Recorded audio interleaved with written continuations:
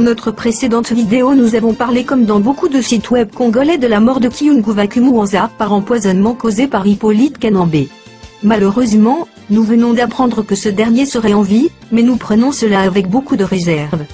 Car, jusque-là nous n'avons aucun élément sûr ne justifiant cette contradiction. Par contre, si tel était le cas, que M. Kyungu est bel et bien vivant, cela ne changerait pas la motivation de tout le peuple congolais, qui est déterminé à mettre hors d'état de nuire tous ces malfrats, qui veulent remplir leurs poches au détriment de notre beau pays au profit des Rwandais, sous la direction de Hippolyte Kanambe.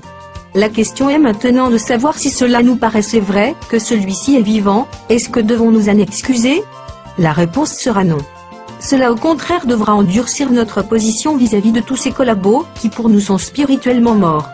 Ils ne veulent pas voir la réalité en face bien qu'ils ont été témoins de plusieurs assassinats commis par Hippolyte Kanambe en utilisant diverses méthodes d'élimination physique, dont nous citerons l'exemple du vaillant général Mbunzamabe dont nous saluons la mémoire, le cas de Samba Kaputo, qui était son directeur de cabinet, d'Armand Tungulu, de Floribert Chebeya, de Fidel Bazana, du cardinal Etchou, du député Botetti, des plusieurs officiers et sous-officiers ainsi que d'autres compatriotes tombés avant, pendant et après les élections dont la liste est longue.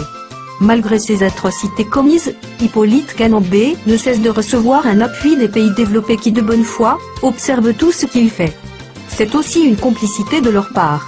Ainsi, pour montrer à Hippolyte Kanambe que le peuple congolais est au courant de toutes ces stratégies diaboliques dont nous tenterons d'énumérer quelques-unes, on se dit prêt d'intensifier notre tactique d'usure de toutes les forces maléfiques utilisées par Hippolyte Kanambe et collabo en accélérant et en augmentant le rythme de nos opérations, pour que le fruit tombe tout seul. Car, tous ces malheurs que vous avez préparés pour la RDC deviennent nuls et aura aucun effet. Voici quelques stratégies du président rwandais Paul Kagame pour balkaniser la RDC. 1. Corrompre les Congolais, parce qu'ils sont encore aveugles, et n'ont pas encore su que l'argent a sa fin, ils aiment une vie facile et rapide. 2. Créer une confusion entre les Congolais eux-mêmes, parce qu'ils sont des assoiffés de pouvoir et sont encore immatures sur le plan politique. Ils ne peuvent pas penser plus loin que leur nez. Le régime de Mobutu a gravé dans leur mémoire la vie facile, celle du présent. Gérer l'avenir des Congolais, puisqu'ils ont de difficultés à savoir où ils vont, à quoi aboutir dans tout ce qu'ils font, voilà la raison de leur aveuglement. 3.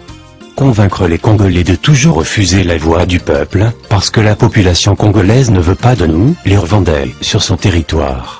Apprendre à diriger ce peuple, sous le coup du canon imposé.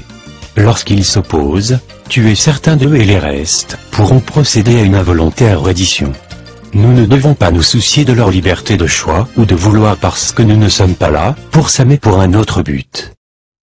4. Convaincre les Congolais toujours de ne pas penser à leur nation, leur patrie.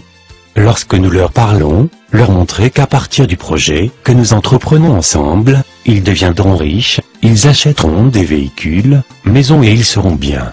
Ils oublieront qu'à partir de leur pays, ils ont plus que cela. Toujours les distraire avec la musique, les belles femmes et la bière. Pour nous, nous avions été en refuge et savons que tout cela est vanité de vanité, si vous n'avez pas une nation ou une patrie. Pour eux, ils ne doivent pas savoir cela. Trouvez toujours parmi eux des collaborateurs, marionnettes qui seront utilisées, pour bafouer la souveraineté de leur propre pays. 5. Donner aux Congolais l'honneur éphémère, et se rassurer qu'ils en soient aveuglés pour qu'ils ne puissent pas connaître nos buts, objectifs ou cibles. Trouver 4 à 5 escortes militaires, pour nos collaborateurs congolais. Ils verront en cela l'honneur mais pour nous, nous le ferons dans le cadre de les priver de leur liberté, car l'escorte militaire sera donner la tâche de les surveiller. En d'autres termes, il mènera une vie de prison sans le savoir. 6. Lorsqu'ils voudront se séparer de nous, trouvons tous les moyens possibles de les tuer parce qu'ils peuvent avoir maîtrisé un iota de nos stratégies ou tactiques. 7. Une fois que nous avions perdu l'un d'eux, nous n'allons toujours pas manquer quelqu'un d'autre à aveugler. 8. Toujours penser à utiliser les Congolais pour démentir toutes les accusations et dénonciations faites contre les forfaits que nous commettons sur leur territoire. Les Congolais collaborateurs feront tout pour nier notre présence, afin qu'eux-mêmes puissent endosser les responsabilités, car si nous portons un démenti nul ne va nous croire. Rassurons-nous qu'en fin de compte nous puissions conclure en disant que ce problème n'engage que les Congolais eux-mêmes et manifestons qu'on n'a aucun souci, un quelconque intérêt dans ce qui se déroule en RD Congo. 9. Tuer ou assassiner tout cela qui s'oppose à nos plans, pour que d'autres vivent dans la terreur, et stoppent de parler de nos affaires. 10. Appeler tous les Congolais qui ont de l'argent et ceux-là qui ont étudié et leur proposer le pouvoir ou l'argent. Comme le pouvoir est comme un gâteau sucré, personne ne va refuser. Utilisons surtout leurs études et leurs richesses pour détruire leur pays, car à partir de leurs ruines, nous bâtirons notre Rwanda et un jour nous leur donnerons des métiers d'enseignants et d'autres sales métiers, surtout ceux là qui jadis étaient nos collaborateurs, et surtout qu'en ce moment-là nous ne bénéficierons rien d'eux. Profitons de leur ignorance, pour bâtir notre pays et détruire les leurs. 11. Utilisez toujours la RD Congo, comme notre champ de bataille, car nous n'y avons aucun frère, sœur, bref aucun membre de famille.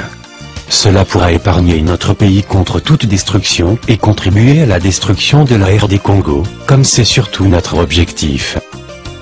12.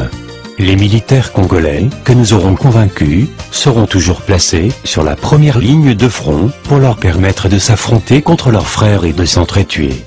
Cela pourra nous permettre de sauver la vie de nos militaires, car notre souci n'est que de les anéantir complètement et surtout de tuer d'autres sur le plan politique.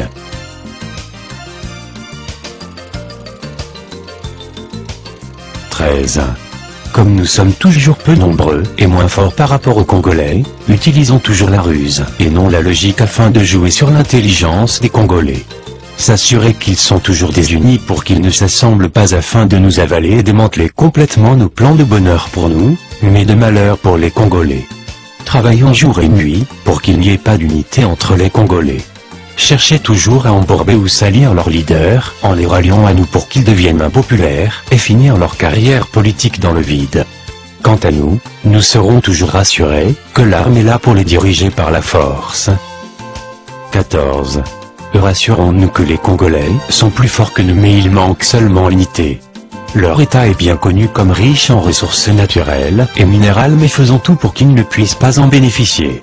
Lorsqu'ils ont gagné un peu d'argent provenant de leurs minerais, proposez le marché d'armes, pour que nous puissions négocier avec des pays fournisseurs, afin de voir comment y gagner des commissions dans la quantité à approvisionner. Une fois que le stock d'armes est disponible, leur montrer que nous avons des troupes à les aider et l'on discute le paiement, pour envoyer les militaires au champ de bataille en leur inculquant une autre idéologie différente de motivation des Congolais. Placez toujours les militaires congolais sur la ligne de front, afin de ne pas perdre nos propres frères, pour qu'ils s'entretuent eux-mêmes. Cela réduira leur force, et nous donnera un jour la chance de dominer complètement sur eux. Une fois sur le sol congolais, dirigez en maître absolu, et oubliez celui-là qui vous a appelé car il est d'avance faible militairement par rapport à vous. 15. Créez en eux la mentalité de guerre, et leur montrer que nous sommes les mêmes, mais nous nous rassurons que tout ce que nous gagnons chez eux nous permettra de construire le Rwanda. Tout ce que les Congolais collaborateurs achèteront au Rwanda, laissez-les paisibles comme nous sommes encore dans les mêmes business, mais une fois que nous n'avons rien de commun avec eux et qu'ils ne peuvent plus nous être utiles, montrez-les que leurs biens achetés au Rwanda entrent dans la catégorie des biens mal acquis, et d'office les confisquer. En ces moments-là, ils fuiront le Rwanda et voltigeront ou papillonneront ailleurs où ils seront démunis et se remémoreront de la gloire éphémère qu'ils ont eue avec les Rwandais. 16. Chaque fois que nous remarquons que la conscience des Congolais cherche à être éveillée, brandir toujours les problèmes aux yeux de la communauté internationale et montrer toujours le souci des Congolais de nous exterminer aux dépurations ethniques et baser nos arguments sur la défense des droits de la minorité. Directement accepter d'entrer dans la phase de négociation et pendant cette période, nous profitons de nous réorganiser, d'étudier les faiblesses de l'adversaire afin d'en constituer notre force.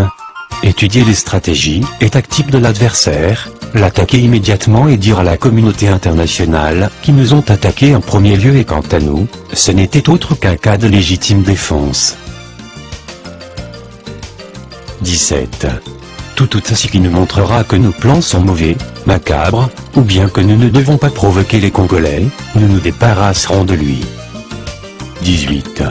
Mettre toujours dans la mentalité des Congolais, que c'est le Rwanda qui détient la clé de la paix, pour la RD Congo. Cela permettra aux nombreux Congolais de chercher toujours de l'aide auprès du Rwanda et ceci permettra toujours l'essor du business que nous entreprenons. 19. Si les Congolais se battraient pendant 100 ans, c'est leur problème. Après ces 100 ans, le Rwanda deviendra un paradis. 20. Servir proprement et nous assujettir auprès des pays développés qui nous appuient. S'assurer que nous n'avons aucun problème avec eux. Les gérer de sorte qu'ils ne puissent pas nous abandonner. Même si ce sont eux qui nous ont causé du tort, allez vite leur demander pardon, pour ne pas susciter leur colère, qui sera la fin pour notre entreprise machiavélique. S'ils veulent que nous puissions devenir leurs épouses, nous accepterons bonnement de le faire pour que nous puissions atteindre nos objectifs. 21. Se rassurer que dans tout ce que nous gagnons en RD Congo, ceux-là qui nous appuient, aient une portion à eux. 22. Montrer aux Congolais, par nos déclarations, que nous sommes très forts pour semer en eux la terreur et à ce moment-là, ils auront peur de nous affronter. 23. Tous nos collaborateurs congolais n'auront d'arrangement qu'avec nous, ils ne devront pas savoir les relations qui nous lient avec ceux-là qui nous appuient. Une fois que nos collaborateurs congolais deviennent plus liés à nous, ne pas leur permettre d'effectuer d'importants voyages dans des réunions importantes en rapport avec notre commerce de la guerre. Trouver pour eux une escorte militaire de partir avec eux. Instruire l'escorte Coca ou nos collaborateurs avancer une idée, un argument contraire à notre philosophie, que l'on planifie autrement pour eux. S'agissant d'une déclaration à faire sur les événements en place, au niveau de l'échelon international, choisir un collaborateur, pour défendre notre honneur, et l'appeler pour le préparer afin de l'orienter pour ne pas aller en dehors de notre philosophie ou nos objectifs.